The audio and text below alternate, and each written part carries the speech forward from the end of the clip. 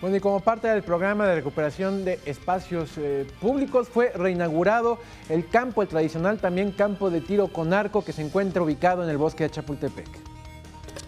Fue reinaugurado el campo de tiro con arco en el centro hípico ubicado en el bosque de Chapultepec como parte del programa de recuperación del espacio público en la capital del país. Con la presencia del jefe de gobierno Miguel Ángel Mancera, fue reinaugurado este terreno de 4 hectáreas de extensión, con la intención de seguir promoviendo el deporte en la Ciudad de México y apoyar a jóvenes talentos del tiro con arco.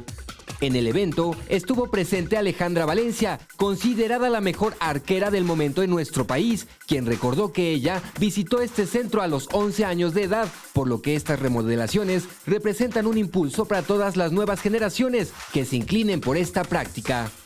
Las zonas rehabilitadas incluyen recorridos de tiro con arco, baños y 2 canchas para la práctica de esta disciplina. Con información de Vianey Zárate, 21 Noticias.